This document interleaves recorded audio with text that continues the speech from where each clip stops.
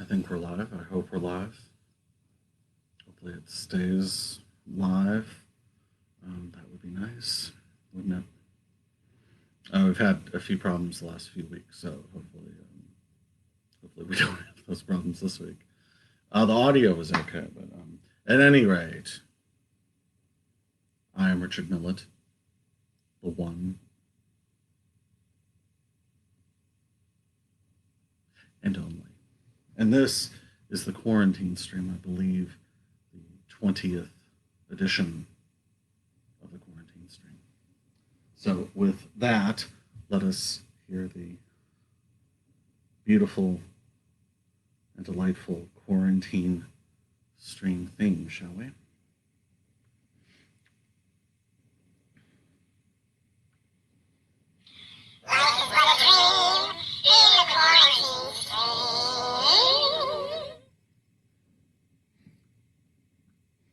Beautiful. Truly a thing of beauty. All right, so we're going to get started here. Again, hopefully we don't have the video issues that have been bedeviling us the last couple of weeks. So with that.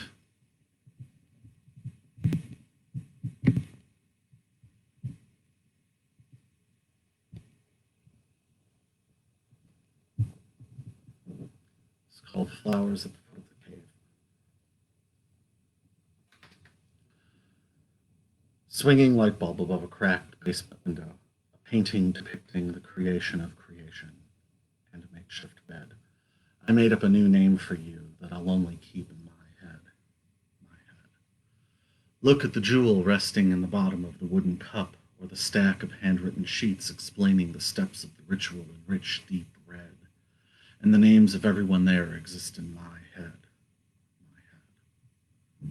Charcoal renderings of saints ripped from a magazine and pinned to the door, dented bits of metal shaped to make a mosaic and pushed into the floor.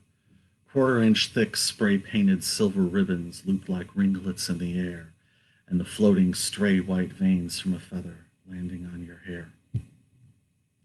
Here I sit, half childish, with freshly washed clothes strewn over the chair. A tray with orange peels, melon rinds, and empty glasses rests balanced on the table's edge, while I'm reading a map leading to a room more colorful than the womb, where I can overhear things other than gurgling and organs rushing. But still, this will always be in its infancy, because love is where Genesis greets infinity. And for proof, you can look in my eyes, even though I won't confirm or deny how much of this is true, but I trust that will get worked out by you. And I'm just going to keep checking on this. Normally, I never look. Today, I'm looking a lot because I want to make sure that the broadcast is actually broadcasting. It's a wild concept.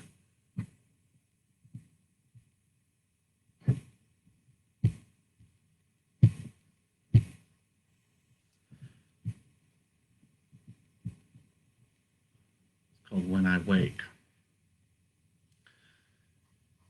Each morning I wish to wake with honest intentions and open perception. Each morning I wish to wake with calm and quiet, a clean face and clear sight. As I go into the day, may I step lightly, may I observe carefully, and speak sincerely. Each morning may I be grateful for the sun ascending. I wish to meet it with integrity. I wish to exist peacefully.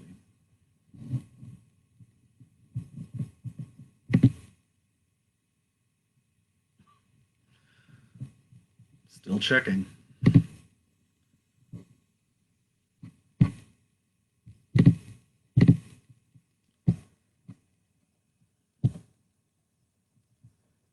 It's called the Vatican Vaults.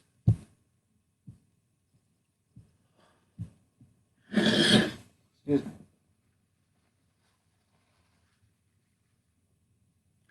Shelves lined with caskets, ripe fruit piled in baskets. Sugar cubes and teacups rattle as saucers are dragged across tablecloths. Outside, a crowd sits murmuring, A harmonium coughs discordantly off the spokes of a bicycle wheel, and snakeskin is carefully wrapped around palms. Two men each wear a veil, one off mauve, the other pink lady red. Gravel sits at the bottom of stained glass vials, and mink pelts are smoothed out over tiles. Three elderly spinsters raise their voices in praise, their weathered hands shaking at the sky. Gold medals tied around their waists reflects the sun directly into children's eyes. Four blind beggars fool the crowd into believing they're brothers who compete by tying knots and rope faster than any comers, the act only ending at dusk when they split their spoils. Stars roll around the moon, back and forth from end to end. Clouds erase them away when each new day begins.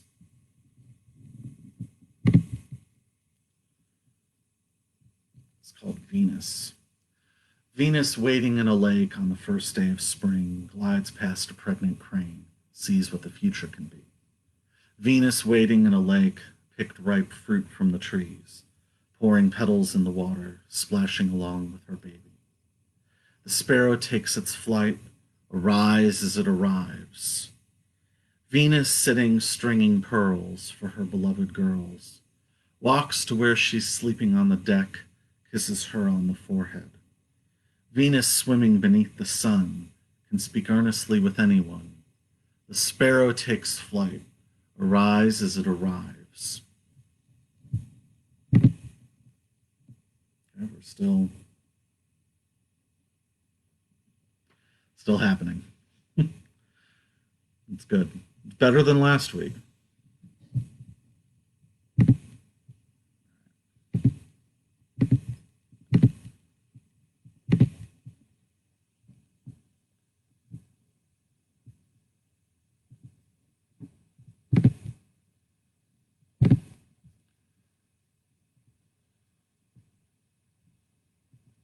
Called Milky Skies.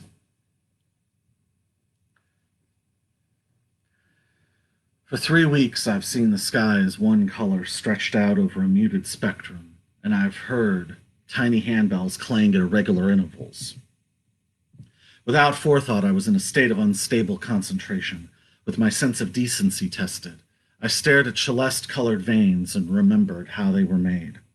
I was reminded of the worm, thankful to be placed back in the dirt after suffering a 2-inch gash on its side from careless shoveling. The youngest lady stops weeping and wading and steps into invisibility, her velvet-lined pockets filled with small wreaths of braided blue stems. While embarrassed at how much she once admired her mother's brooches, she now fully blushes at her wish to own an ocean full of stone.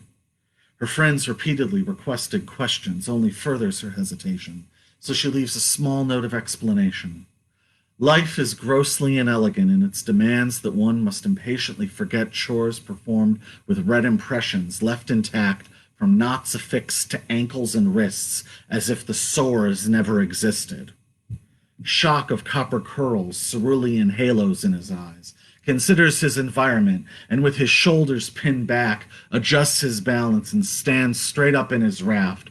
The one idea that has possessed him so vanishes out from his mind, pierces the sea, then its velocity escapes gravity and reaches away past the sky. But he fears no lack of purpose, or whether this time has been meaningless. He has total devotion to the base truth of his vocation. His ankles give way and he falls back gently, lands on his hands while some water splashes in. He considers those who would deride his actions and thinks, I don't require any clothes. I'd rather remain naked for everyone.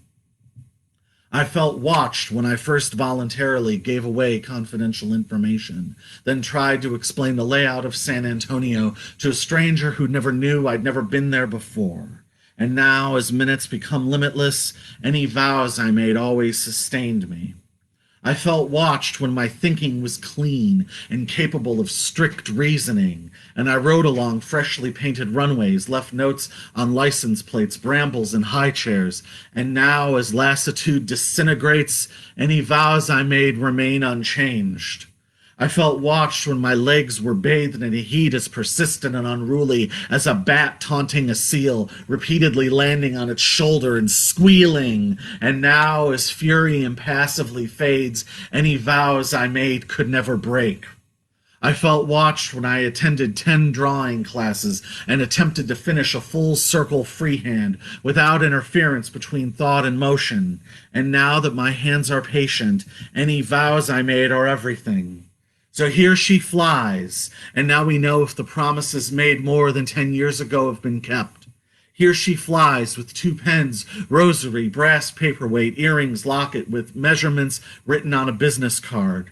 Here she flies, gums and hair receded, a miniature brace for a baby wrapped in grayed, hardened plastic.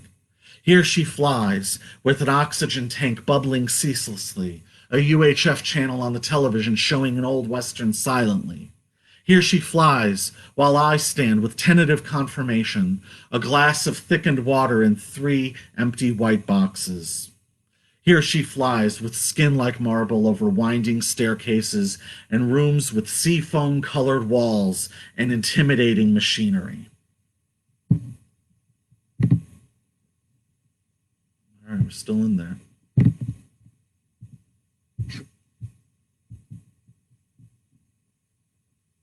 Called When I Look.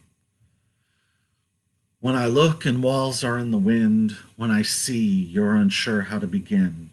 I promise soon you'll be laughing, with friends in open gardens clapping. When you see, you remember every dream. So we find it's simple to forget. So we find that you are very blessed. Through windows at sunset silently, faces meet yours smiling serenely. So you find you remember every dream. And you try imagining all things beyond eyesight and air over our celebration, beneath streets unknown, untouched 40 fathoms deep, too far to reach. When I look and talk to you, I know. When I see, you will never be alone. The mirror reflects a statue, lilac bush and bee, and we agreed feelings create reality. When you see, you remember every dream. In and near, eclipsing, absorbing, transmogrifying wood, water, and sand, pushing till the horizon is vanishing, scraping outer limits, distant and away.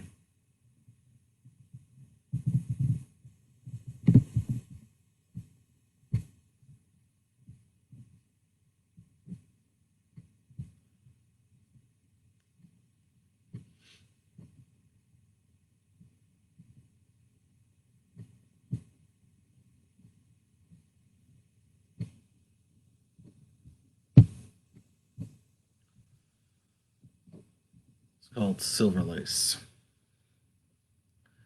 Never let it be said that the book won't be read, or that the candlesticks will be thrown out. That's like asking about your blankets and what became of them. Were they left in an alley or boxed and lent to a friend? Never let it be said that the chickens won't get fed, or that the evening coffee will run cold. That's like thinking the traffic lights will never turn red, or that the wire will run out before you get to return home. I'm looking at a book of photographs by Robert Frank, size cut in half. Some maps people never thought to make, some paths people never thought to take. When Berkeley was originally settled, the center of town was marked with a church and a bank. Some people never think to give thanks, or wonder if they may be wrong. I still have the cassette you made, decorated with black magic marker and duct tape, though the sound cuts off in half the songs. Never let it be said that your sister will stay unwed, or that the scissors are no longer sharpened. That's like thinking the sun will never outshine the moon, or that the heat of the spring only lives in the swell of the afternoon.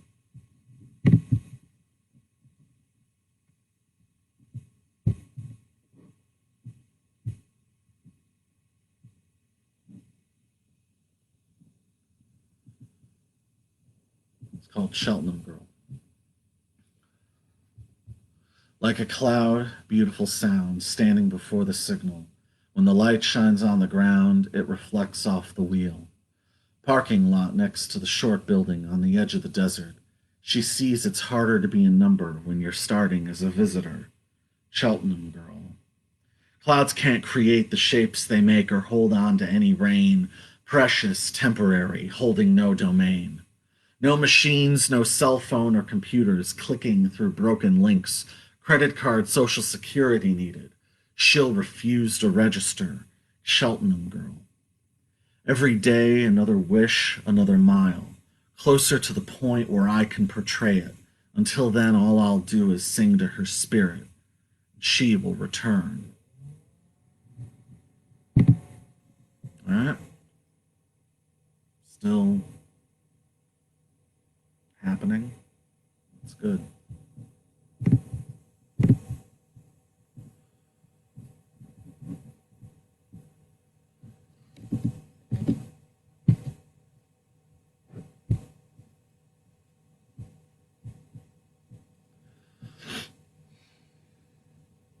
It's called Blue-Soaked Scepter. The kink in my neck that runs to my kidneys, distracting me from movies I've long memorized and repeating quotations I've lived inside of, and I've no desire to rewrite history that doesn't concern me. When what I didn't know already felt familiar, when I saw the inscription on my commemorative plaque had been worn back to smooth silver. When I slipped behind the mist, changed clothes, washed my hands, and shaved, with no light, with no intention of anyone seeing my face for a while, I was willingly walked through a coal-stained city lot and deposited in the back seat of an already running, windowless army green car, which was then locked from the outside. Mary! Had I abandoned my practice, committed an indirect affront in my brief absence? My name is Keith. The beggar at my door raised his arm, but soft, while I listened to his parables that had no center. My name is Luke, with an auspicious mistress beside me. I looked at a baby looking out a window at fluttering street signs. My name is Julia. My temper was gentle as I read a sermon called, Are You Here to Celebrate the Death of Death? My name is Giles. I wish that I'd been obscured when my ears were bitten with endearment while I was plainly ignored. My name is Grace. I was observed by 3 people whose accounts proved suggestible and fractured. My name is Abigail. I faced hard construction when I in truth spoke forcefully about my forged fingerprints. My name is Morgan. I spent twilight empty, save for sketching a red tunic on bent paper. My name is Brooke. I was registered in a hotel under an assumed name and made lists of families I pitied. My name is Gabriel. I singed my hair and clothes trying to be recalled. The sky's been moonless for 29 nights. Why couldn't I stay? I was bothered by the way the streetlights hit the trees and reflected off the leaves. I took a knife and short length of rope. 6 hours later, I'm waiting for you to arrive, carrying a scepter and wearing a breastplate with frayed shoulder blades and exhausted eyes. I'm waiting for you to arrive, sitting cross-legged on the sodden deck with wayward souls who were barely seen. I leapt off the ledge and was soon out of haunt as I climbed the concave shores, wondering if I should forage, catch a gudgeon, or eat unbruised fruit that had fallen. The gravelly, guttered soil gave way to encroaching forest, dense with rows of weighted, wet purple limbs that succumbed to gravity and wind, and then abruptly I was in the center of a champaign, and the only objects I found were short rows of tree stumps and stones, each carved with the query, "What made you look here?" I jaunced away into the odd even and was again pursued by the thicket's reach. The thorns licked my calves, the anthills shone like pebbled glass. I brushed past a frog with a violet tongue and discolored teeth, who gulped for relief while his body remained static like a splayed thread in aspic. I made my way into the antres and found myself prating, "Prithee, pray tell what you remember of working your hands into the mud, feeling it curl under your fingernails. It feels like a relic reunited with its original setting after having been figured lost or only seen in a dream." Betimes I glanced around for the traveling lamp while standing beside the curvature, hearing myself call to datelessly abandoned wizards and leasing it and be faithfully young-eyed. I returned once more to the champagne and sat among the stones in silence. I received no visions or visitations, no inspiration to invent an incantation, and in this vacuum of communication, I only experienced the sense or perchance suggestion of the imposing press of eras and atmosphere. And now I notice this restless weather, shy beams of sunlight moving sideways through the strings of remaining rain.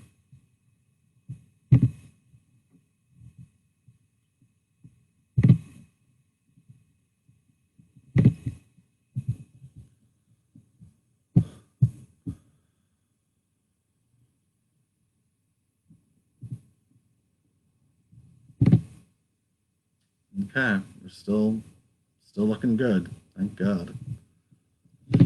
It's called Allison, where the blue sea and icebergs are.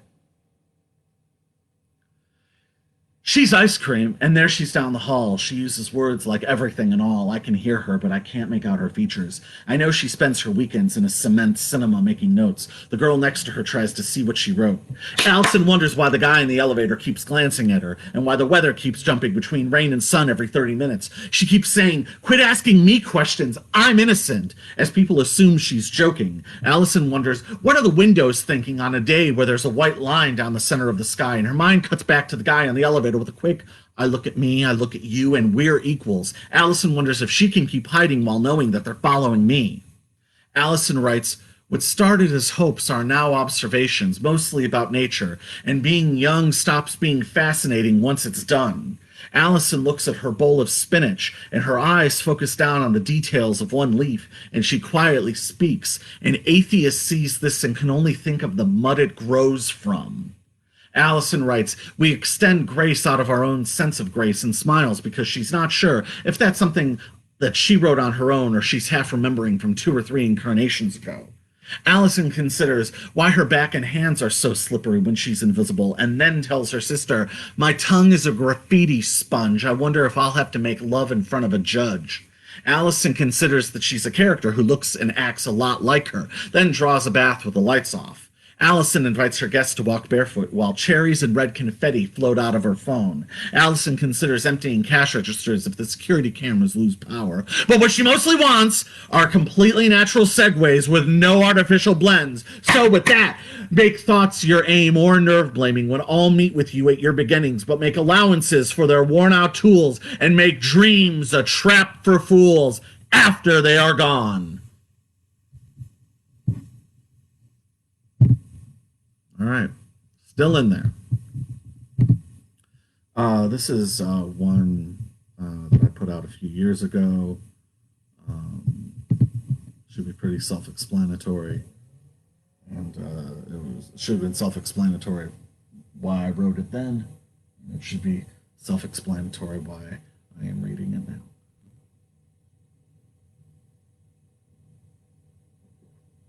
now. This is called Laughter at the Wake.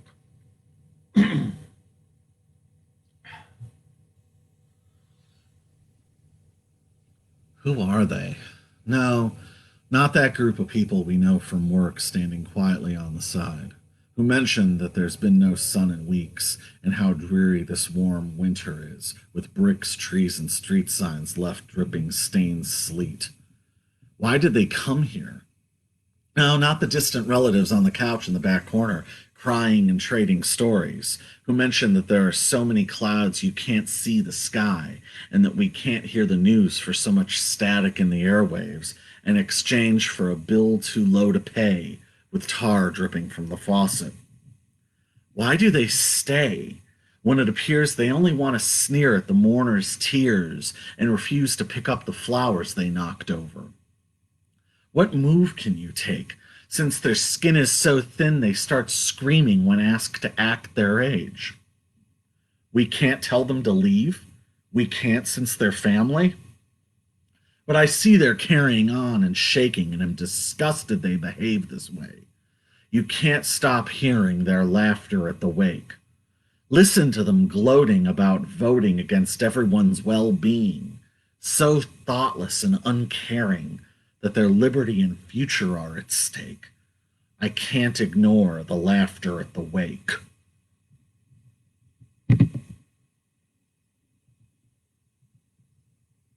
Oh.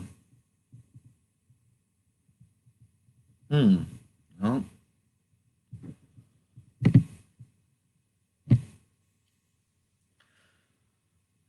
Hey, if you can hear this, can you leave a comment, please? I'll wait a minute.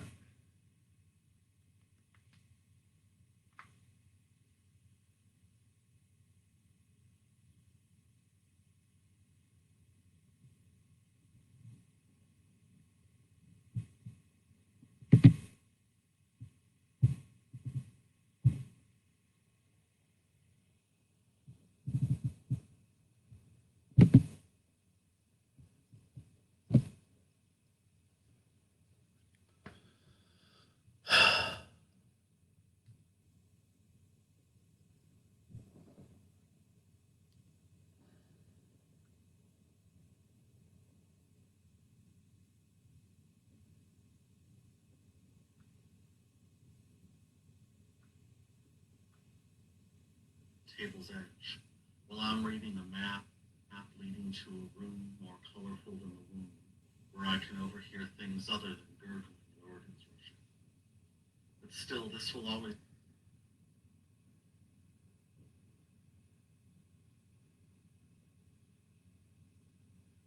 Table's edge. While I'm reading a map leading to a room where I can overhear things other than gurgling and organs rushing. Still, this will always.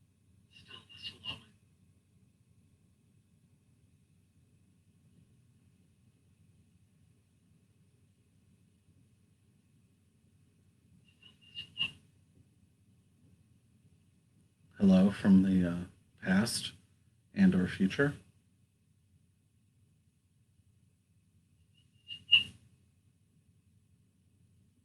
Hello from the past and or future.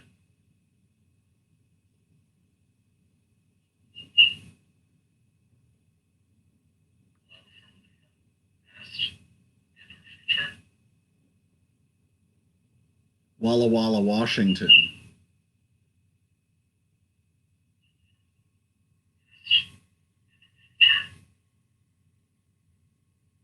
Walla Walla, Washington.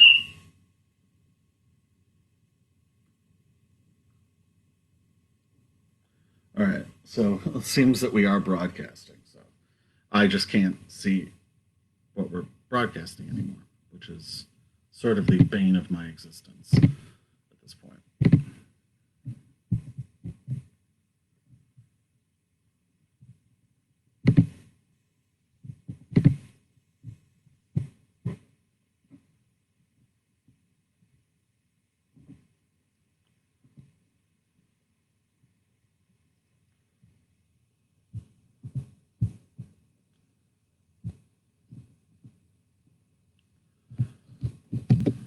All right.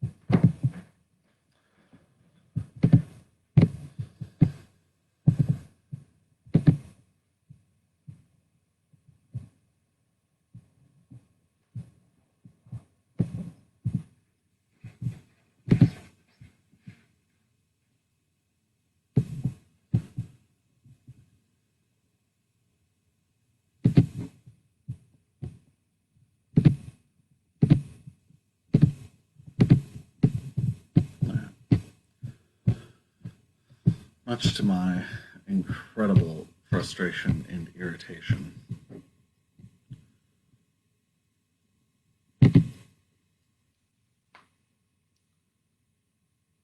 right.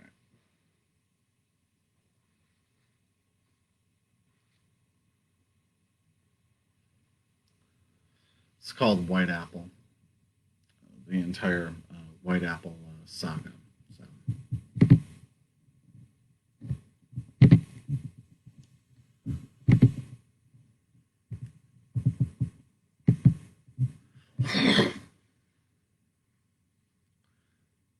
The audience glares.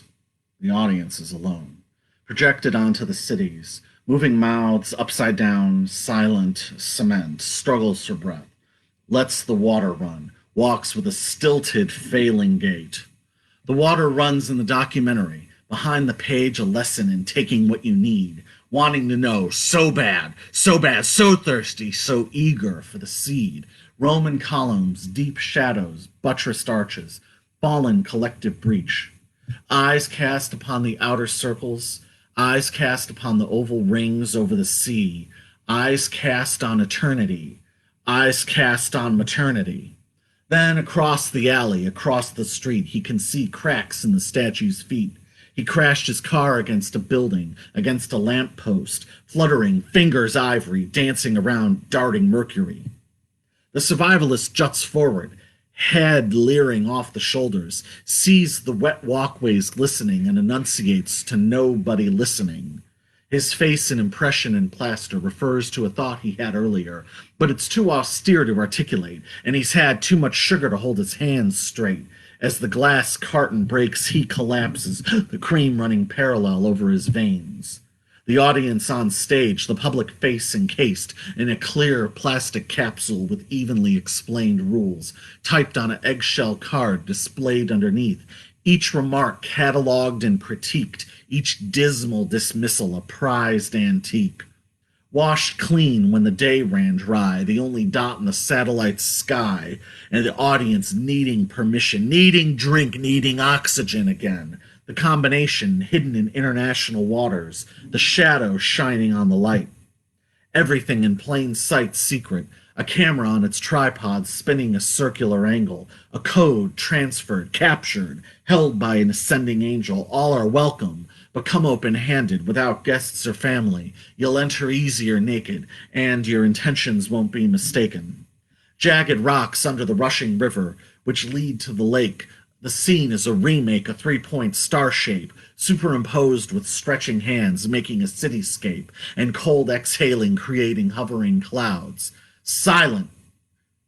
Take out the sound. I want to hear the rushing. I want to hear the pounding. I want to hear the happening after the action, the empty air in my ears. I want to hear the flying birds make their calls, hear the echo reverberate off of ancient stone walls.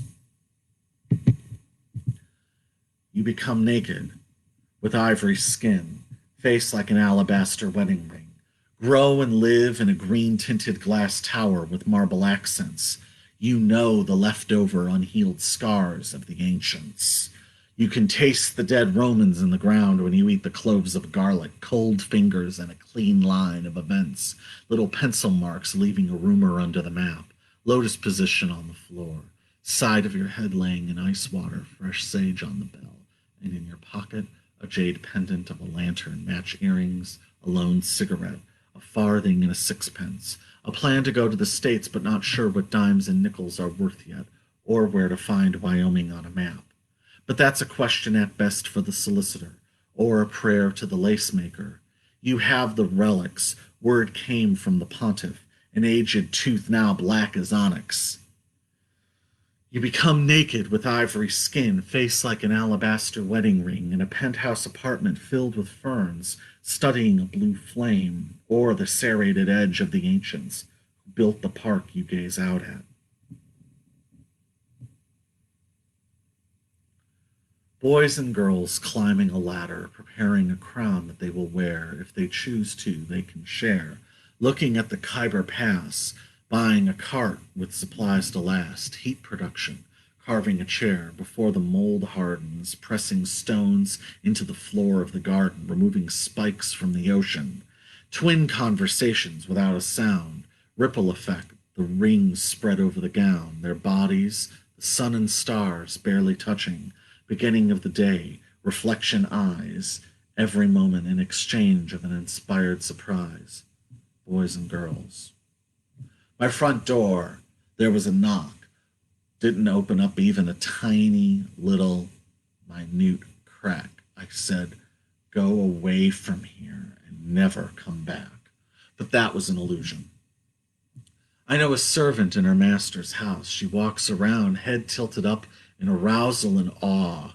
She never plans to come out. She's quiet like a nail in the wall, slides her face down the granite on the fireplace to calm herself after roaming the limestone banquet hall. She is of far greater virtue than those she sold her name to. She never stops speaking in an inaudible hum, turns the ringer off on the phone. She said to me that I could be a great actuary. I said, why? And she replied, well, in your soul and out of their cells, you know people can't save themselves. Celeste, plucking out notes. Your voice enters, both leaping the octave up. I never need to find you. I see you wherever I look. Every flower petal, every blade of grass is another detail of your face, your flesh. You sit at the piano and play, simple chords ascending, and as the sustain fades, the tones are slightly bent, but each note you've picked is one of the elements. You're lighting up this room without even realizing it. You write down that I is another, your electricity, you make me. She asked her, what do you think of the shower? She said, it's beautiful, warm, warm. She said she could drink every drop, but she shouldn't say anything is beautiful because she doesn't know you. Ivory lady, how I want to know you. You wore a Russian dress, and the moon and the sun, and she's never seen you, not even a picture. It's true. You make me. It'll take 7 minutes to tell you about how sometimes I feel like a vampire. I take your feelings, your moments, and feel them deeper than you did. Make you think you're insincere, but is that so bad? I don't know. You make me. I run. You've always been free. You're so smart, smarter than I am. Maybe that's what I believe, because I've never seen you stop and think. It simply is. Forwards, and you can be in reverse. I think your mind is maybe the most beautiful thing, but then your eyes. I rewrite the list all the time. Heaven's choir is harmonizing for you right now. Can you hear them? Can you feel the reverberations gently hold your body? What they're singing? Only about 1 in 30,000 could ever even hear it or understand it. Further words fail me. Numbers don't. I just want to watch from my window and think about the falling rain, rest my head and see your grace. I'll be back to you in just a moment. I have to change the subject for a second. The cloud drizzled down today, only followed by the most incredible vacuum of quiet, a right shot silence, and up from that, after about a paused minute, was the first truly joyful noise we've heard in a long while. To us alive on earth, the Celeste plucking out notes. Warm, warm, let's kiss. Make me.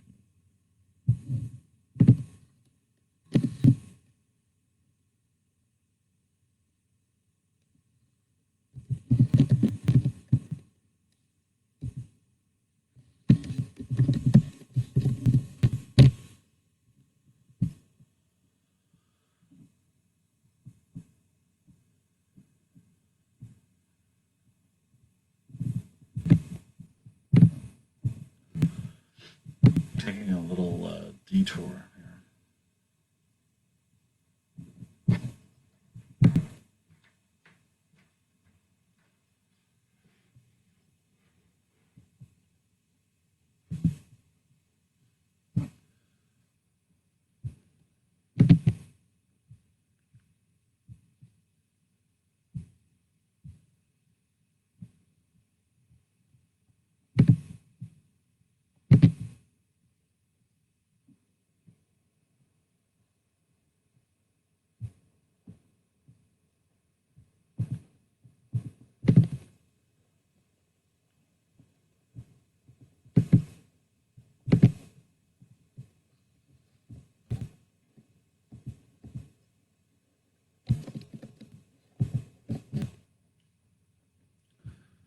Called a vampire. I took your trust, hid the truth, and crushed out any hope for relationships, crossed every name off your list. I stole your ideas, claimed the credit, and kept doing it until you had no inspiration left. I made off with your money, doubled all your debts, bought whatever I needed while you stupidly slept. I'm a vampire. I'm acting with my eyes. I leave your muscles stripped, dissipated, wrung out strands. I drank your memories, then spit them into the soil.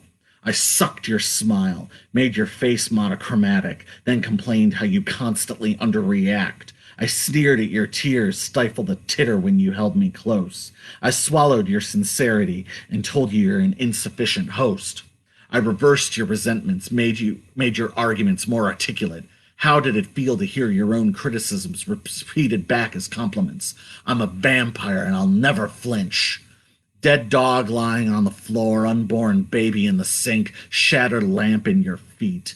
I made your humor a hollow husk, told you your laugh sounded dumb. I drained your judgment dry, cursed you with terminal indecision, pilfered the rest of your youth, unkinked your sarcasm, poured your perfume on the floor, raided your clothes, don't care if you're comfortable, I want you exposed. I'm a vampire, I'm always impassive. I'm a vampire, my body's inactive. I shredded your sadness, ripped your instincts, I leapt on top of you, hoping you'd faint. I bit down and wouldn't let go till I'd taken every last trace of your faith. I'm a vampire. I'm a vampire, and you don't get anything. I'm a vampire. I leave you with nothing. I'm a vampire. I've done nothing wrong. This is Vampire Part 2. I had a sister who died when I was very young. One night just before she passed on, we snuck out and walked to the park. She took my hand and said, I'm a vampire. I said, no, you're not.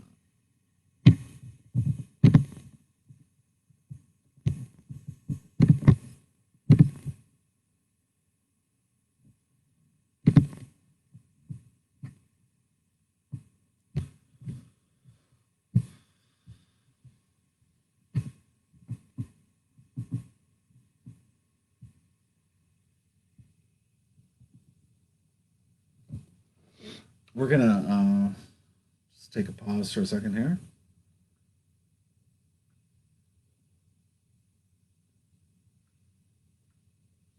We're gonna just take a pause for a second here.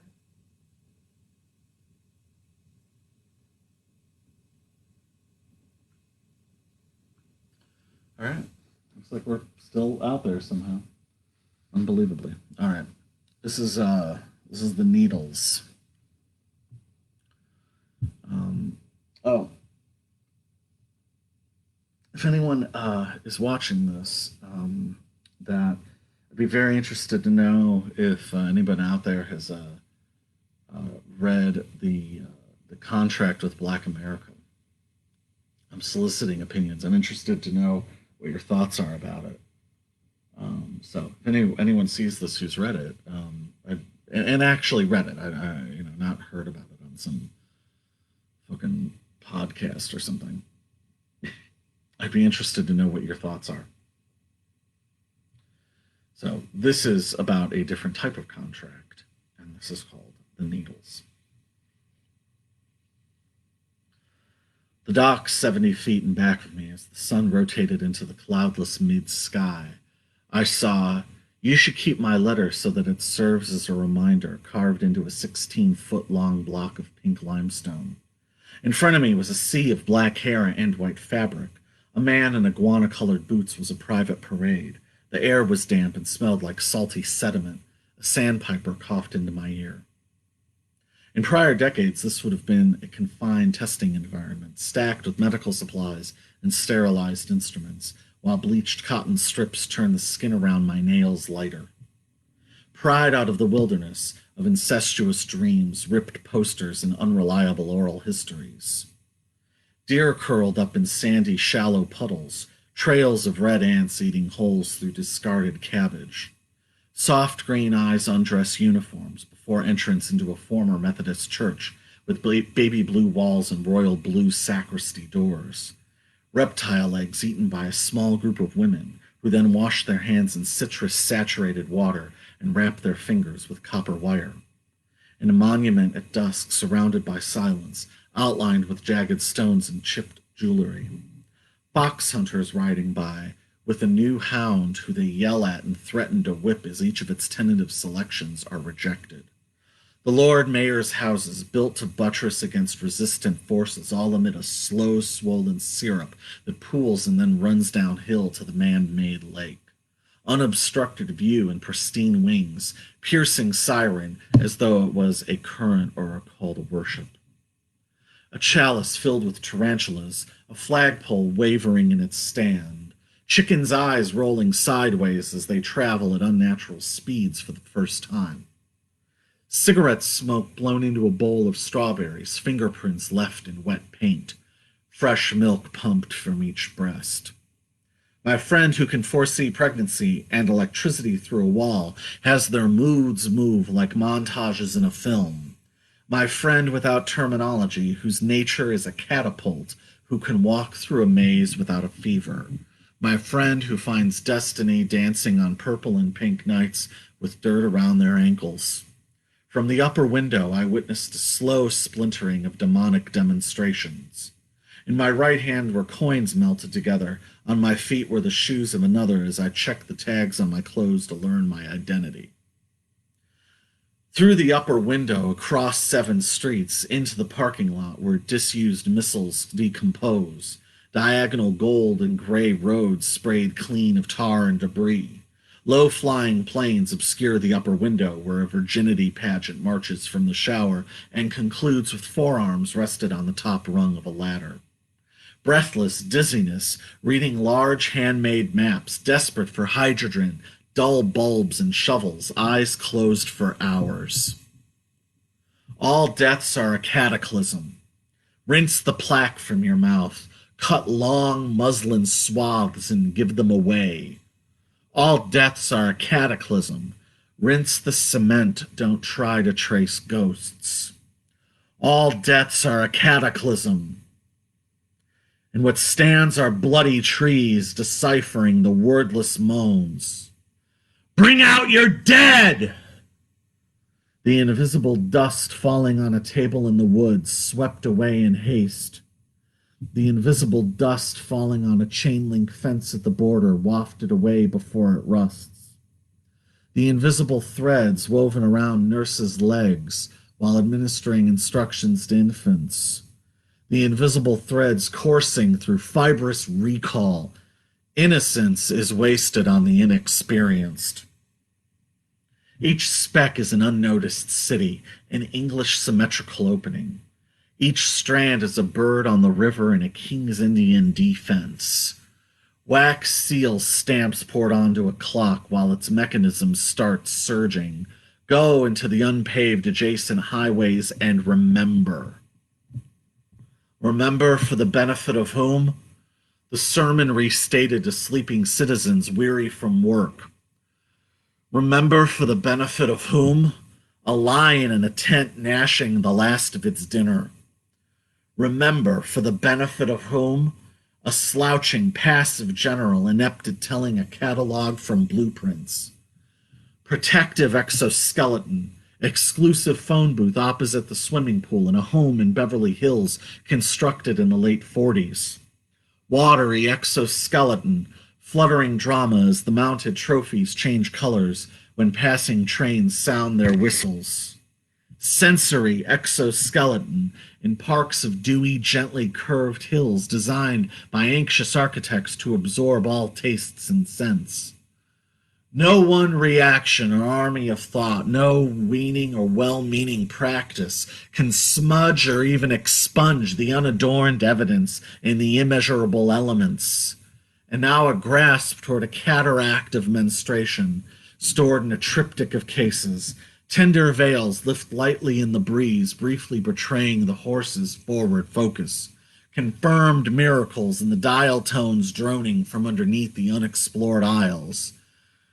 A cherry, a maiden, a cup. And I lay down for now, hoping the parcels I sent arrive on time.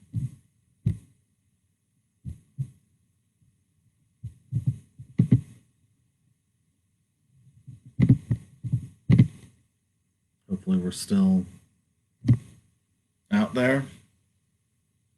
Somewhere out there. hopefully.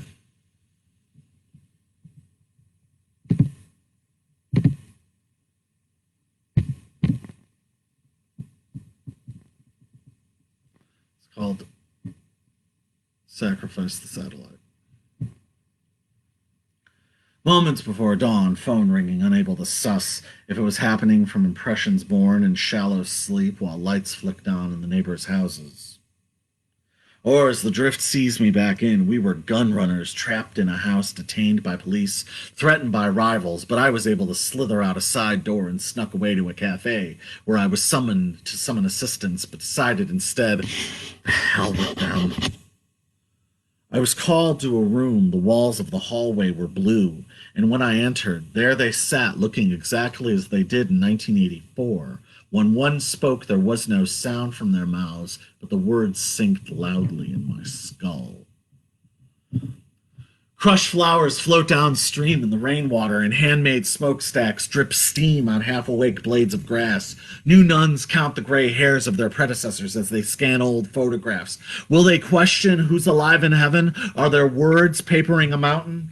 They will have a moment where they behold the beauty of an empty screen or an unplowed, snow-covered street. Lost in a world between are the souls who only dream when looking up.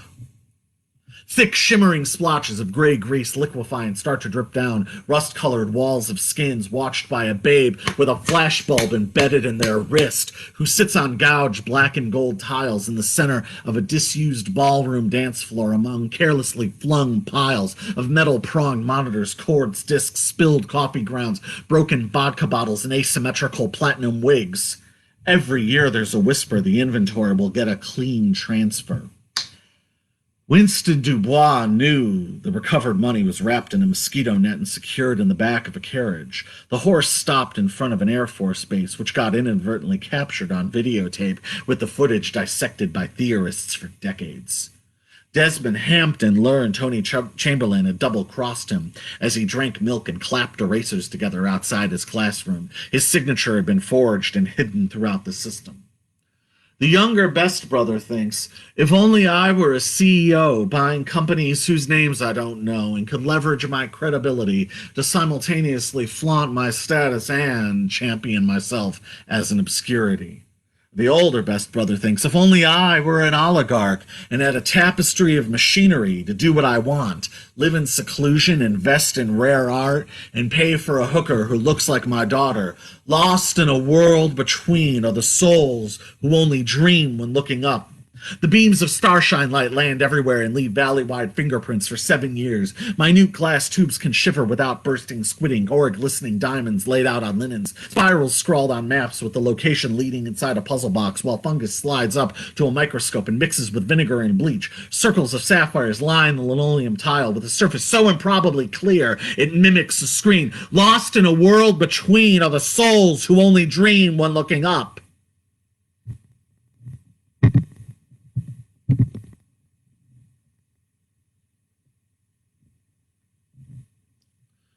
Hopefully we're broadcasting. No idea. No idea.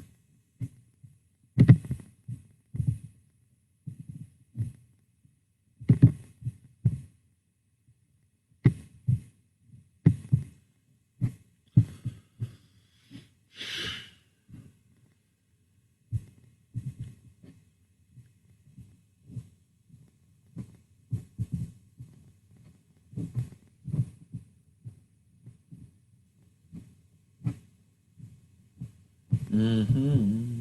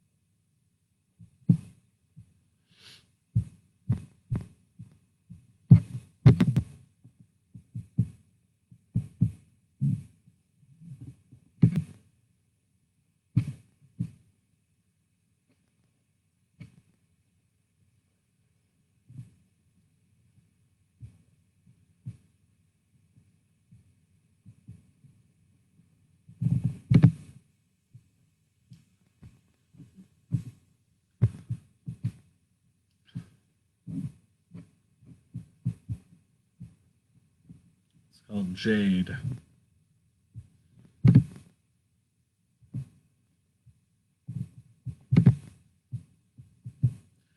Winter went without finale, one brain with seagull emeralds and a chop of jade thicker than my wrist. Glancing became the transmission, like a doorbell whistling in a veterans parade. So behind the minute hand extends more than obligation and demands more than devotion. Passion is 10,000 tiny cuts so untraceable they dye emotions without ever gracing the surface. Lightning travels celebrations and standing full face toward the stark light and thin wire sword play. Who's been saying in this bed? No one without articulation, tempo, and psychic extrapolative hysterics. At the break I am pacing, ignorant to stillness, shattering shins, pushing flagpoles out of the fields, locking engines to mortar, and blushing with inevitable glory leave. It's called the tide. Swimming through the rising tide, eyes. Yes, Eve, on the limestone madrigal entrance. Dione. Geo. Momo. Jungyeon and Mina. And Sui. And Cheon. And Sana. I hope that's everyone. The wind stormed around the asthma liquids and flying cost to begin. The fur was melting in an envelope, lime green irises bobbing in the water. Trying to pry through the quarantine line, topics of conversation overheard: rusting park, yellow chutes and chipped lacquer, birds landing on Mount Fuji. A dulcimer was plucked, flood-neck papers rising, and collected outside crisp rings of flickering crossing change. Numbers assigned in a fetal hotel, slow motion time to diagonal lights and backward directionals. Ceremonial silver displayed, cold crux of current torn by rain, and smog-filling ditches, spear thrown into the branch, limestone posts on the marsh. Letters sent with smeared ink, walking through masks for photographs. The motorcade wasn't noticed. Flipped cigarette, punctured wrist. The tide stretched over itself.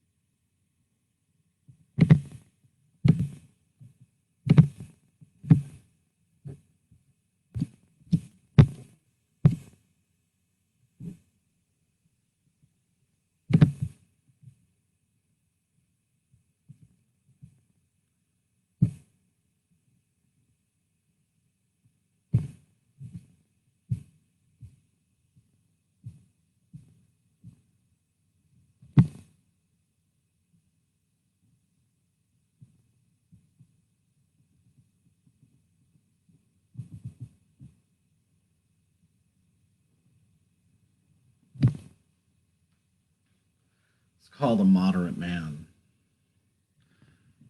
I went walking through the morning to enjoy the autumn air, and I came upon a clearing. Some folk from in town greeted me graciously as they stood waiting.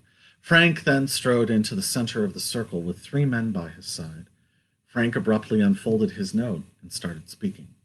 The 3 men reshaped in a line behind Frank as his inimitable voice intoned, "Men in masks shall not live on your land, for they are cowards whose spirits are trapped.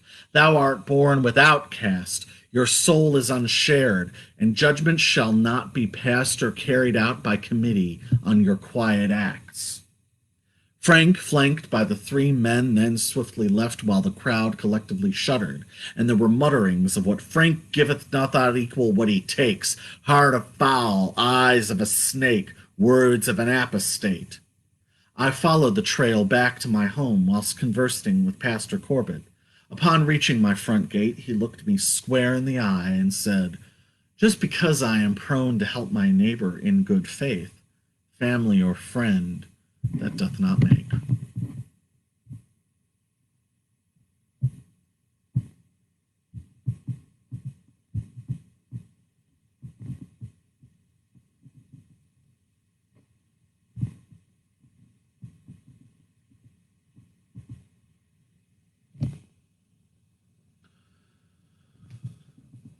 This is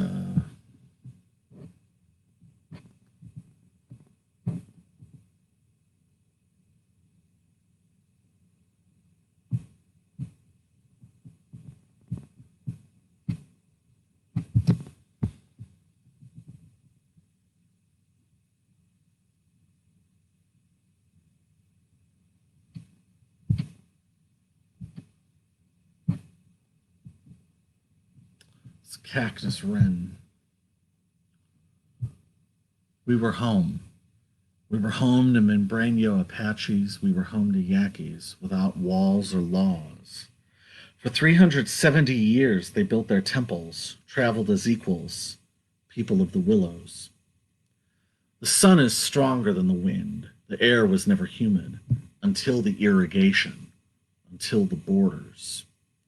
The retirement, built from bricks made of clay, the sizzling cast iron, clear chrome eggs.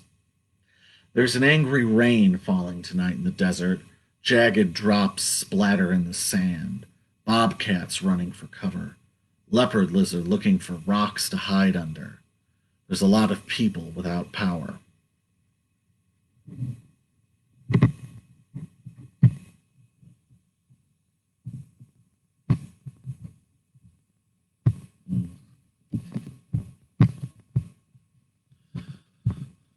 This is called Fawn.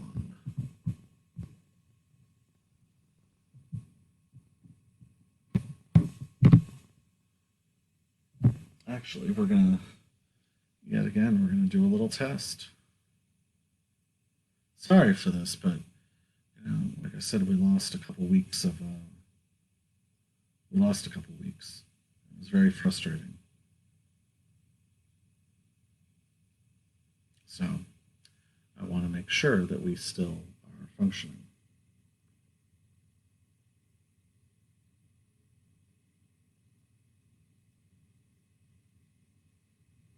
So we lost a couple weeks. It's very frustrating. Okay, looks like we're good. You can never be too sure these days. All right. All right. Well, now we will do Fawn.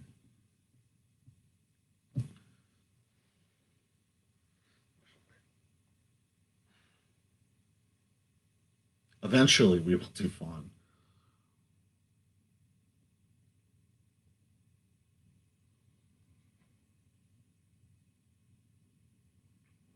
Okay. Two brothers named Canary were said to have stolen from the community chest. They didn't have the decency to steal from the wealthy, take what they need, and give away the rest. But the law couldn't be trusted, and thus were never called. So the Canaries were chastised and marched to the town walls. The locals hoped word would travel down the wire, and that they'd be denied food, lodgings, and water wherever they retired. But quickly enough, the Canaries were forgotten and continued to ride along freely without judgment or punishment, and if they committed any further acts of thievery, it was never noted publicly. Griffith, resplendent in a natty navy suit, steals Jessica's champagne in a wrong-headed attempt to give it back later as a gift, thinking she'll appreciate it more. Griffith says he can break skin without bleeding. He dyes water blue before he drinks. He memorizes reviews, then skips to the end of books he reads. Griffith is flummoxed as he's photographed exiting his favorite bar in the early morning, his mother's birthday on his mind and a cigarette behind his ear.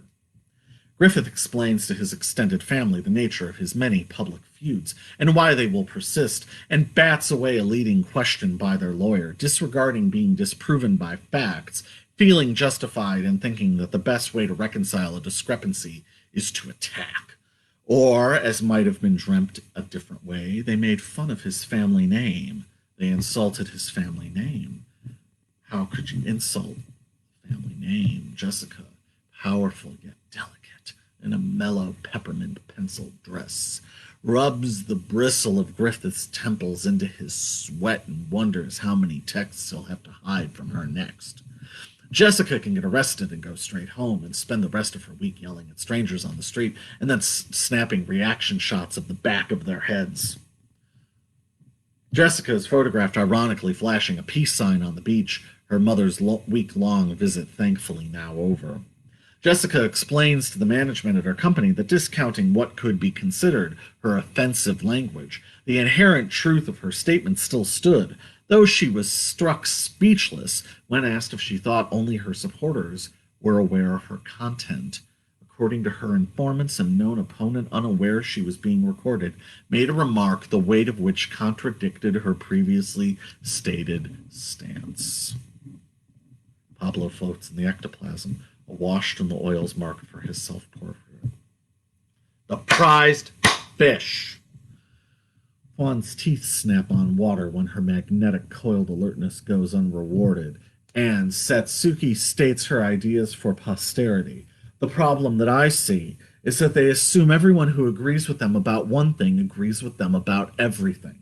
The problem that I see is that it's another version of corporate thinking, another way of being right wing. The problem that I see is that they assume I'll be a standard bearer.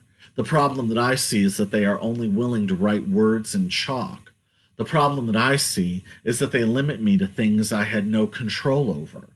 The problem that I see is that their personal truth has no dialogue with honesty. Satsuki states ideas she would likely delete, like, I'll never be able to stop forcing emotions from myself. I'll never be able to be an eggshell. I'll never be able to be a pierced genital. I'll never be able to convince people. I saunter past the bar and the JPEGs of 2003 like it means anything. I step over the bar and resurfaced insisting that sounds like a rhinestone. I ignore the bar and the people whose minds comprise the seventh circle. I shake my head at the bar, hoping to get money from acquaintances for friendship services. Satsuki notes things she overheard. I try and fail and cannot help but hate the people who stay past closing and get distracted when there's a webcam on the wall, hoping no one saw you picking pepper out of your teeth, while thinking, this is just like modern art. This is being seen somewhere, and I'm the subject in this moment, this ultimate moment.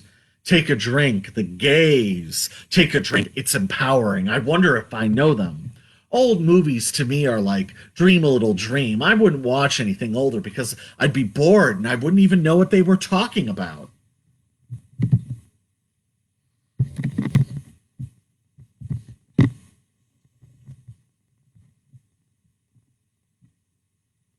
It's called a horse.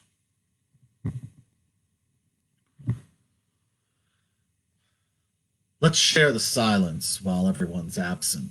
The electricity out, it's unknown if the edges can be seen. Thin line.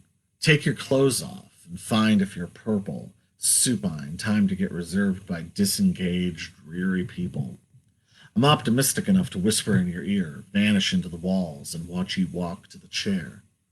Let's share the silence, test the power of my stare and the limits of your willingness, then pretend we're unaware when you stand in front of the mirror and all the stringent reasons why you are really here. I'm clear enough to stand near the back, not against your thigh, to avoid glancing at your eyes. Let's share the silence and ease into your patience, measuring what each instant takes seconds after the temperature breaks and staying anxiously awake while the next 7 minutes are advanced into minute facets, slipping across conjoined elements. I'm open enough to adjust the embryo window, your tight spine, your consent, the tension kept sacrosanct.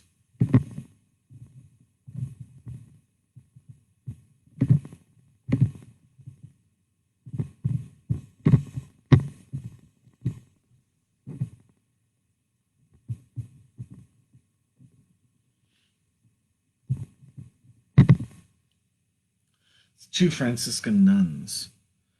Chewing mint leaves while crossing the Calumet River, the paper mill's exhaust pipes interrupt the vista. Mules weighted with surge protectors, hairspray, and cassettes, a riverboat of morphine-addicted ghosts over there on the left. Two Franciscan nuns wanted to build a hospital, but settled for organizing games of chance. In their hotel rooms, they squeeze out extra acidic orange juice and excommunicate people with unpleasant names from the phone book. Two Franciscan nuns helped decorate an admiral in the pensioner's home after he'd misplaced his uniform. They blessed his pills, kissed his parakeet, and as he slept, gathered sets of his false teeth to sell at the swap meet.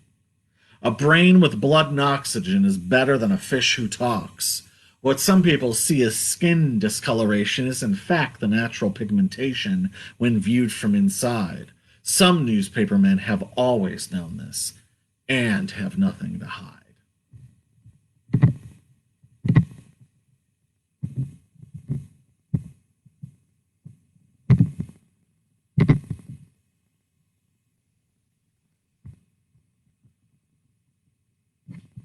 It's called Painter.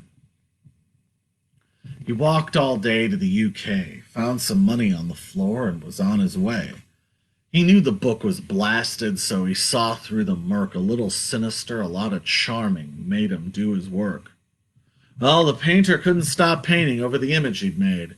It had been perfect before, but now it's just on display. He broke a chair and started to shout, "You have no idea what my art is all about." Now he knows all the presidents, can say them all in a row, and in India he walked real slow. Some mountains, some architects and trees. He fell on his knees and got the picture in mind, but he forgot his sketchbook and left it all behind.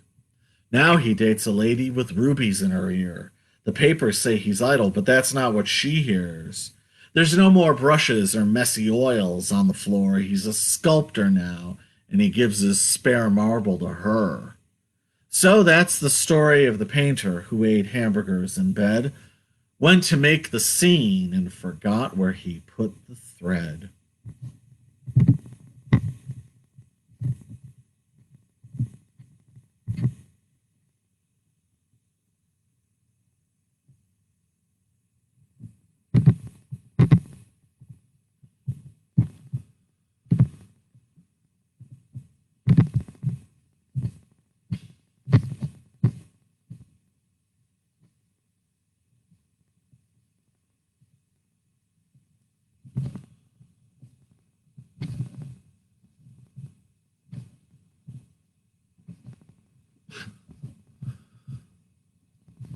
Good Lord.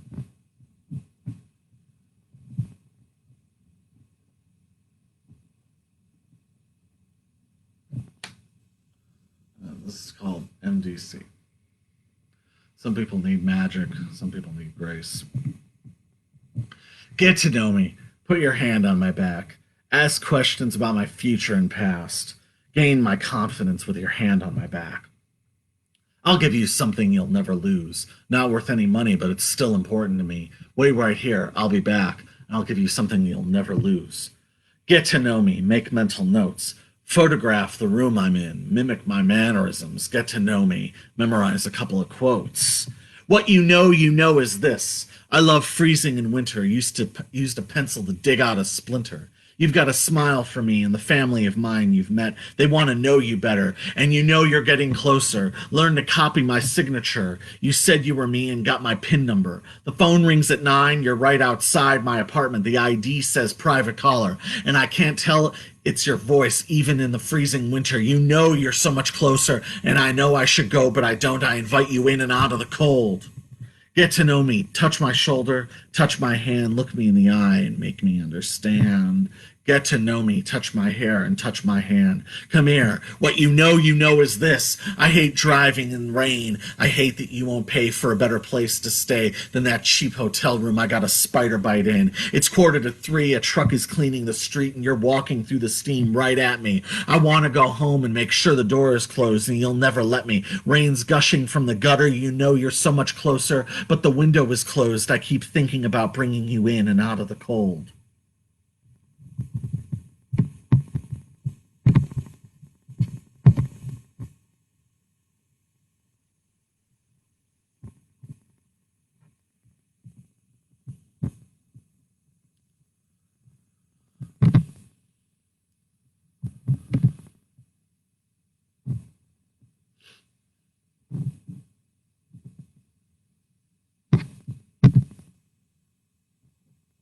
Fingerhouse. Where should I go? Empty and without suggestion, dry bathtub, antiseptic self, turquoise pottery carefully washed, not included in collection debates, and can catalog itself. A black and white television crackling on the last analog signal, transmitting drip brush pixelation to friends who have never met before dawn with unbent antennas and tinfoil knobs. No larger connection and no network without notice or critical thought. Pure broadcast. Where should I go? To a cricket's lake where Mona Lisa and George Washington's faces urgently run by on filmy soap transfers until they burst into digital diagonal scribbles that shock sleeping bluebirds and hunting robins, where austere diagrams of skeletons are traced into colored chalk onto trees and oil sticks litter the walkways, where oysters recover jewelry fallen overboard and forgotten, where flashlights find glimpses into windows and fluoride is poured into jugs of cola.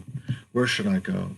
With a shopping bag full of batteries, returning a stolen bike to its parent company, walking in between unclean delivery trucks in need of repair while raw-toned steel whistle air floats on wisps of strawberry hair, and accelerated voices and nonsensical 10-second annoyances, a magician perfecting an illusion which ends with them curling up and sliding down the tree, then pretending to be asleep while assessing what the crowd seems to think. Then a throne is carried on, seating a man in a parchment crown and wrapped in beach towels. Where should I go? Into a kitchen with aluminum knives and nurses in white lab coats and blue rubber gloves, rolls of tissue paper and unfolded t-shirts and personalized engraved nameplates. Where should I go? Knees to the chest, laying on the cool ground, heels pressed together, toes toward the sun, then back to the cool ground.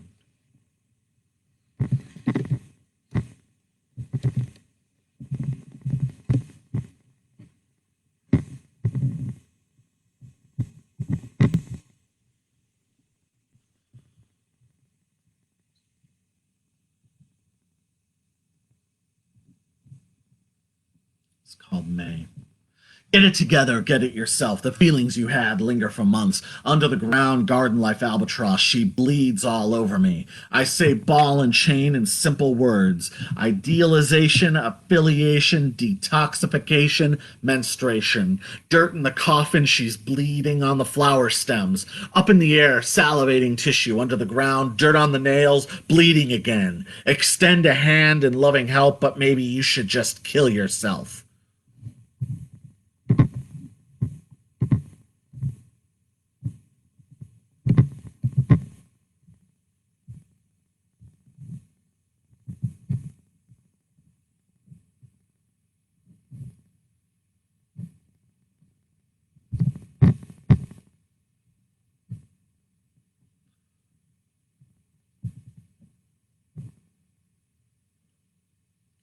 It's called Cruelty-Free Heroin.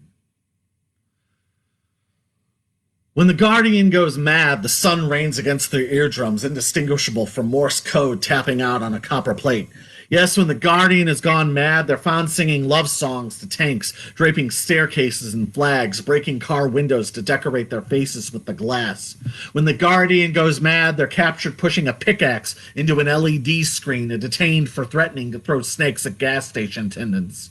When the Guardian goes mad, people suddenly remember to turn on AM radio and patiently follow guidelines before filing a full report. Though there are always doubters and passers-by who start conspiracies, the usual being that this was some sort of planned distraction, and then they wrap their cell phones in tinfoil. Elaine. If the Guardian goes mad, they'll arrive at every awards ceremony with a mirror in hand and a ribbon under their chin and make demands to review the voting process when they don't win. If the Guardian goes mad, they'll rue the day they lost control of their relationships, spending weeks hiring staff to bury paperwork they'll insist doesn't exist. If the Guardian goes mad, all their meals shall consist of orange peels pulled from chain-link fences and burned coffee flavored with molded peach preserves. Though there are always doubters ready to offer an opinion of unverifiable proof, summarizing that death and maps are the only real measures of impact. Can you imagine being that fucking sick? If the Guardian cracks up, they'll spend bleak days envisioning trees committing suicide, grandmothers doing crystal meth for the first time, and gnats smeared into toothpaste. If the Guardian cracks up, 7 strangers in a bank will claw at each other to seek cold air in the vault and wait for their families and firemen to arrive and dig them out. If the Guardian cracks up, pirates will walk their own planks and devour themselves once they hit the water, thrashing back at their gnashing teeth, running the seas red until hunter and prey are finally one. Ignorance! Arrogance! The pest control man said unto me, when I was in Japan, I bought cherry bread in a can. I opened it with a knife and slid off the wrapper. The air bubbles stayed floating around in my mouth, and I rolled them along my gums until I returned back to the West. Bliss, tolerance, the pest control man said unto me, sometimes my apartment building turns into a vending machine, and I get deposited out into the evening to provide goods and services for lucky couples with good taste and a few wandering dollars to rub together.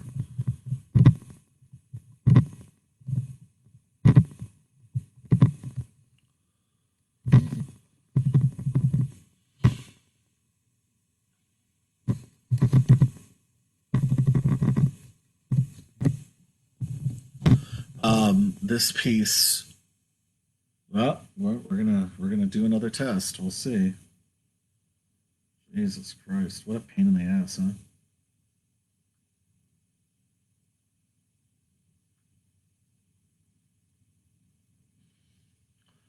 Sorry about this.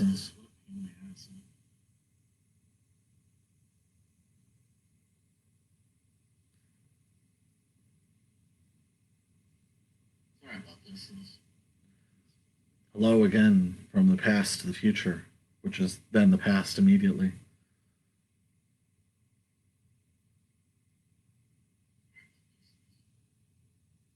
Hello again from the past to the future, which is then the past immediately.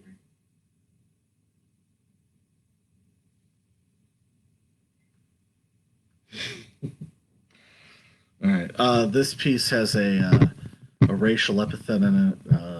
I'm not going to talk to you as if you were stupid babies. And I'm certainly not going to explain to you that usage does not equal endorsement. That these things are used, these are artistic devices. That language is a device that can be used to portray things. And portrayal does not equal endorsement. I won't treat you like stupid babies and explain that to you. Because clearly you are smart enough to already know that shit. This is I Never Run Out of Money.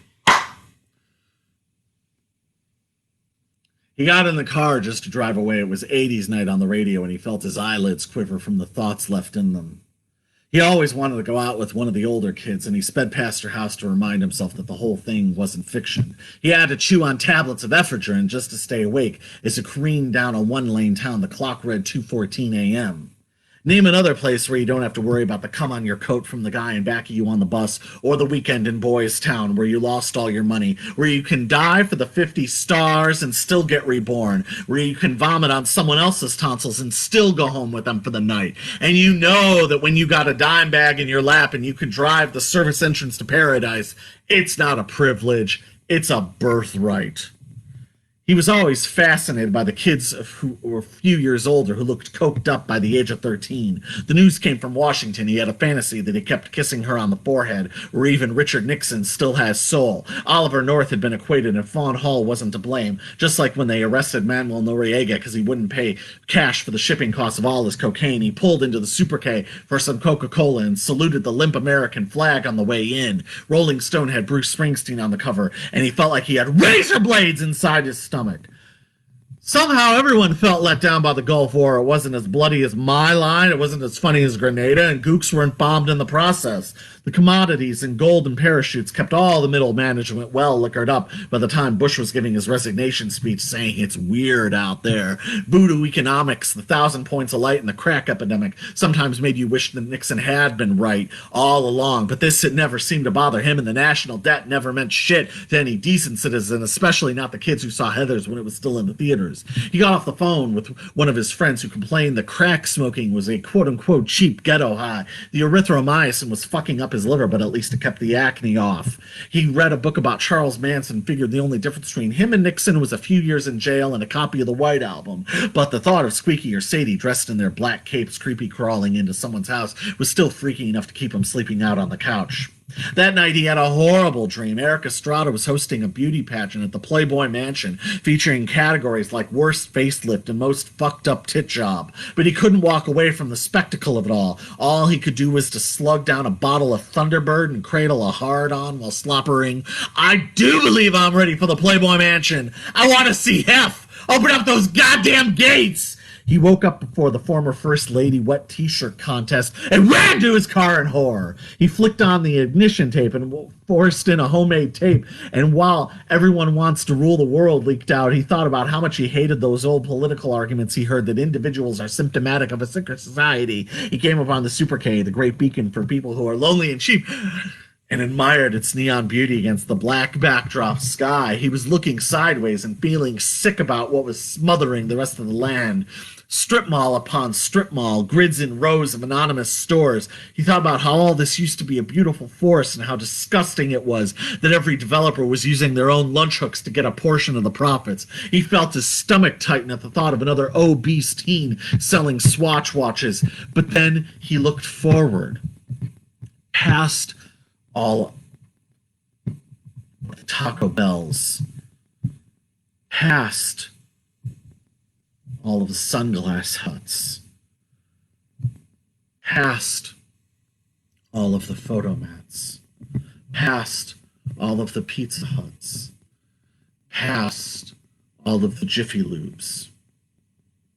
And he saw nothing but outstretched lanes of tree branches and unpainted roads, and he knew that he was getting ready to go home.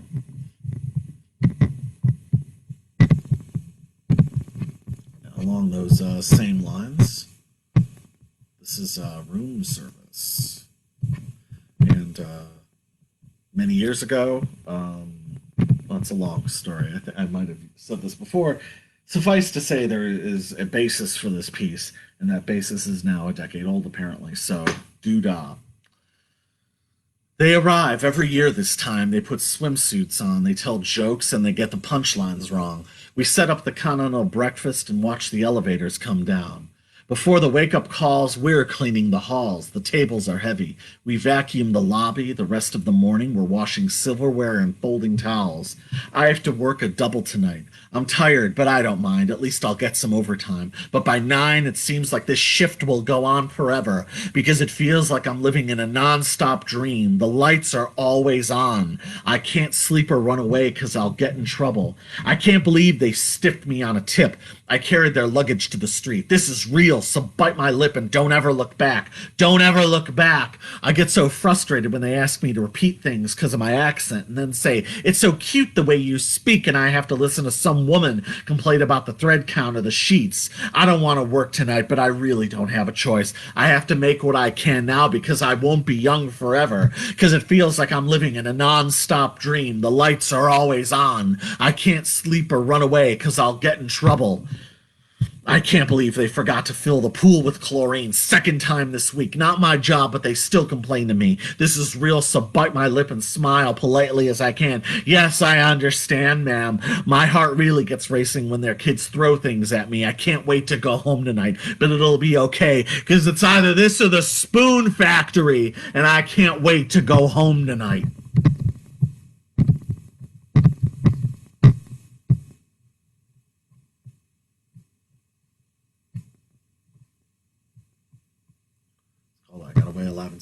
I've been living like the whole FBI died in a Kool-Aid mistake. I've been keeping a time bomb in my shoe so I know that my watch is correct. I got a tiger by the tail waiting for it to end tomorrow. I've been up all night burning my bridges, making jokes about ex-friends' fetishes. I won't tell you to hold on or say you don't deserve what you get. You won't ever see me take the first step. I got a tiger by the tail waiting for it to end tomorrow. I got a floorboard in the garage. I've been overstimulated. I've been sore. I got away alive and sane. I didn't get strangled or stained. I got away alive and sane.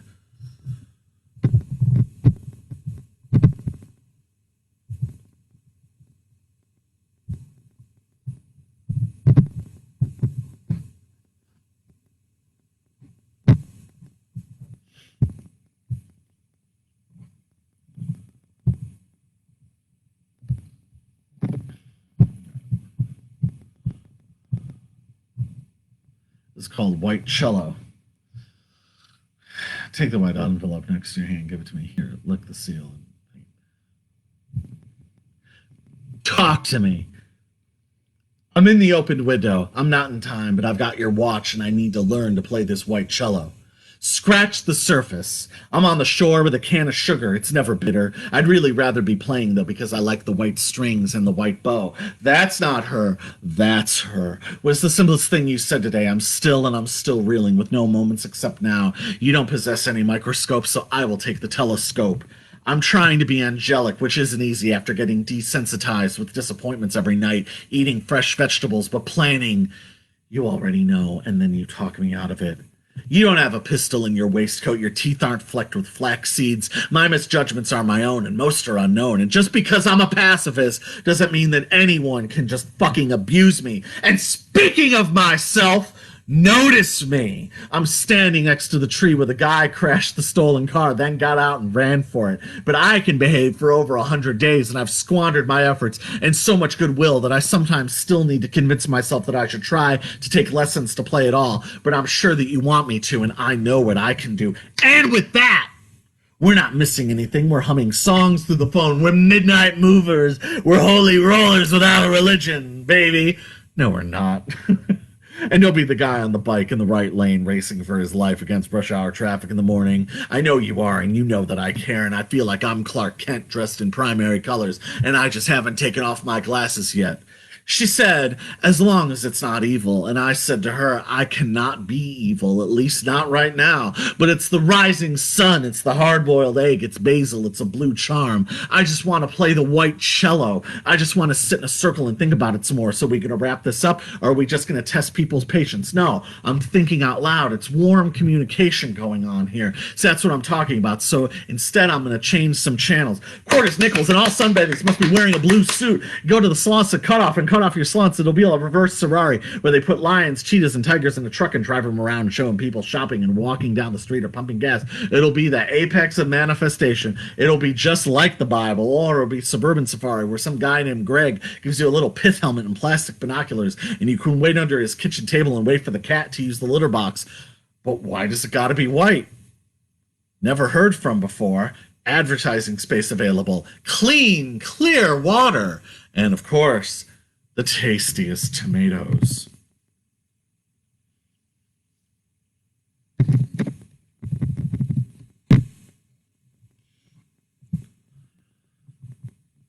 This is a party of colors.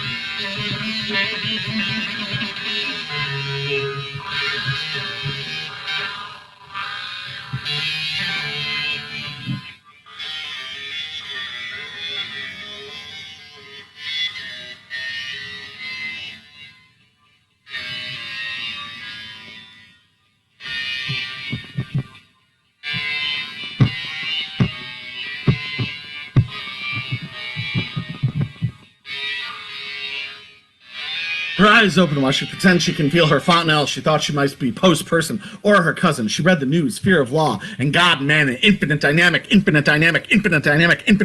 loop. She was one image at a time, so she thought she was a person, right? She wrote some news. Platitudes aren't solutions and fill space between waves. Now I'm new. And she also knew that the feeling of being new was something that she could always circle back around to.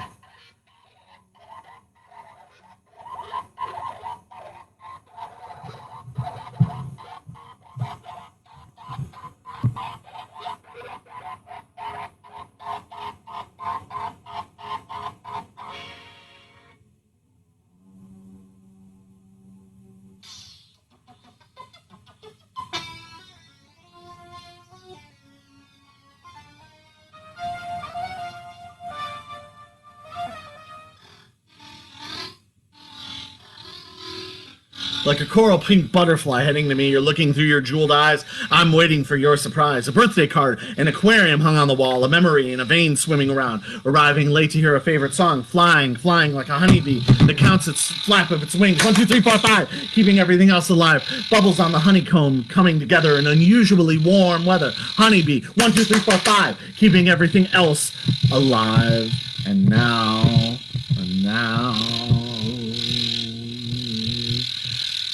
Now then! The present is the future, the history is present, the future is present, the present is present, history is history. We see the future pushed to the foreground wonderfully. And I hope our future is like flying birds. Right, Diane? God bless you. The weather is in the sea, gravityless moment caught and dotted with cherry trees and colored pencil. There is very little in life that matches what I feel when you smile back at what I whisper back to you.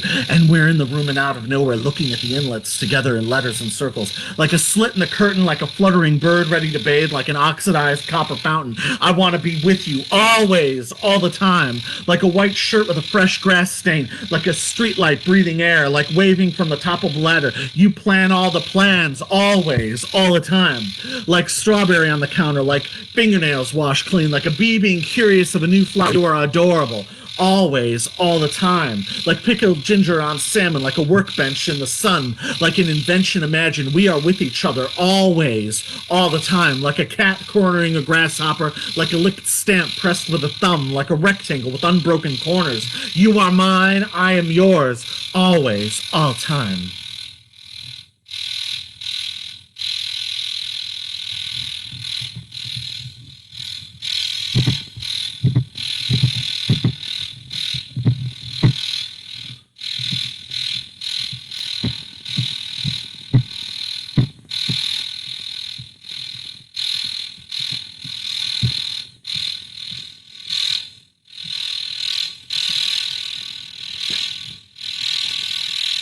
It's called Citizenship.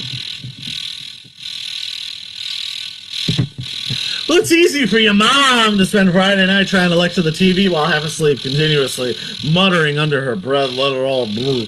Well, she's not the one out there braving the wind, trying to walk across that wing with just a 4-foot stick of balsa wood to help her keep her balance.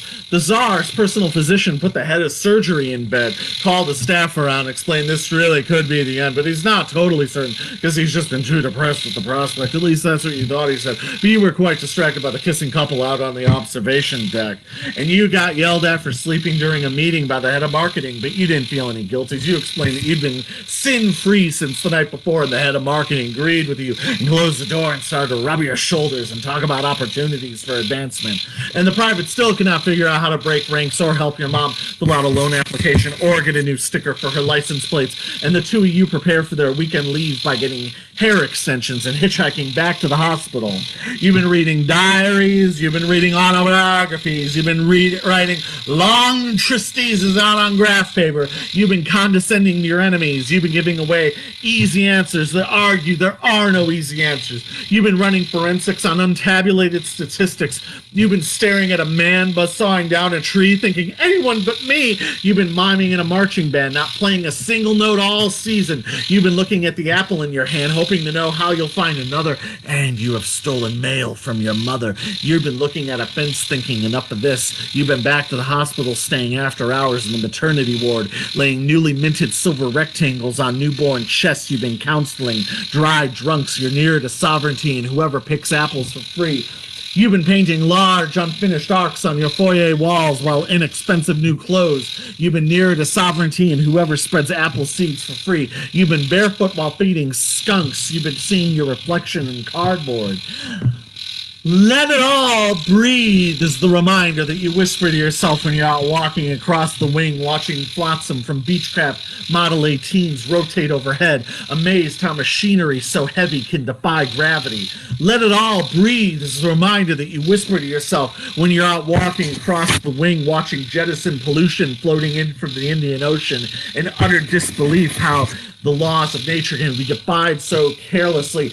You're a wing walker. You're a wing walker! Closer to sovereignty, closer to picking apples for free, closer to crashing the fence, closer to opening books.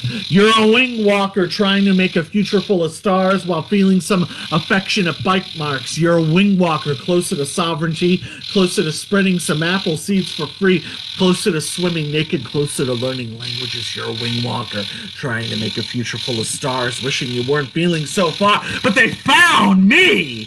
Realistically resembling myself and fully alive in a different year. Questions were drawn to determine how I appeared there. I explained I went to sleep because I couldn't function being constantly awake.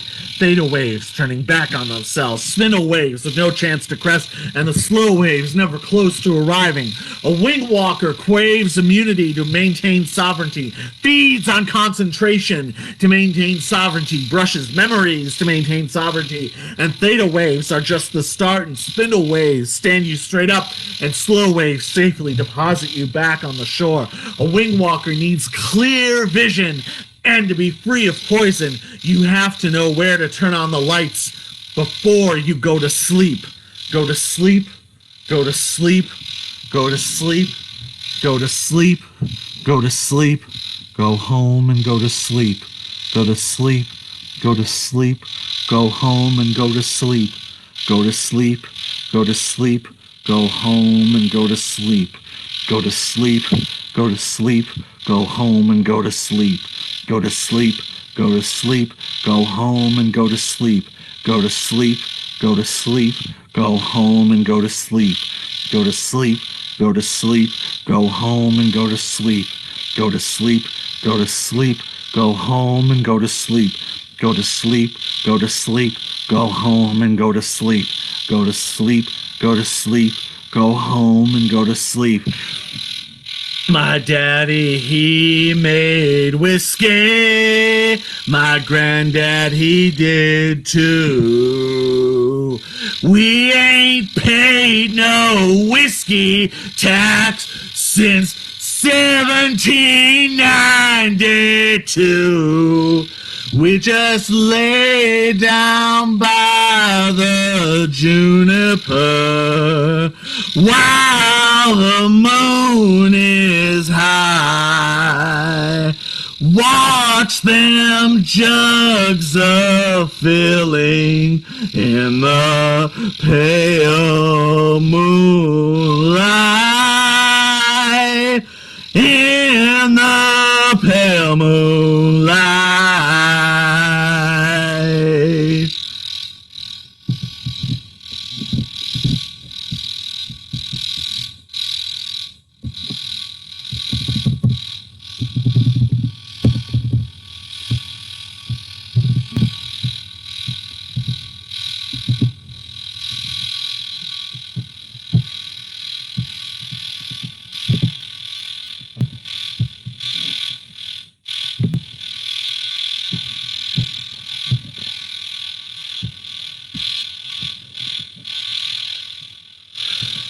I greet the puppies with a smile and attempt to comb my hair for a while. I idle my time on a red velour sofa. It's not mauve, it's not puce, it doesn't look anything like you. It's ugly, it's red, it's got plastic cushions. I spilled my apple juice on that sofa. Or is it a love seat? Or is it a futon? It might be a bidet for all I can see, but whatever the hell it is, I don't want to sleep on it or eat your chocolate cake anywhere near it. I don't even want to go in your house because your dog humps my leg and your boyfriend picks my teeth and your dad chews my eyelash and there's not 1 inch of floor space clean enough to lick. You turn my water brown. You're seeing how Granddad dresses like a clown. He's got a big red nose. It's not nearly as revolting as that sofa. So, by the way, I'm not coming over tonight, so quit following me down the hall or hitting on me in the toilet stall, because any house with that much Elvis on velvet won't find me on their front porch swing or their Norman Rockwell painting. But maybe I will drop by, dressed in armor and a satin hat with some flowers for the maid and cocktails for the cat that never got me in the sack and a muzzle for that fucking dog. And I'll cut out your nose hair and put it on your pancakes and yell, "Supper is served!" so the butler can take a night off and throw some darts at Granddad. And for dessert, I'll serve pigs in a blanket garnished with spaghetti Suzette with some lighter fluid and a lock of your mom's pubic hair to torch that fucking sofa to the ground, because it really ain't Art Deco no matter how hard you try to swing it. And the vinyl siding may go up in flames, but it really ain't little pink houses after all, now is it, Toots?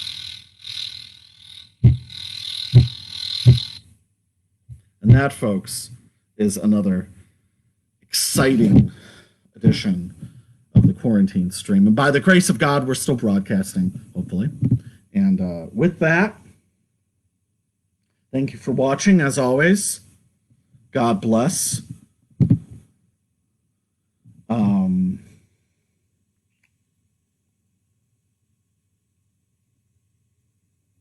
Let us hear the quarantine stream theme.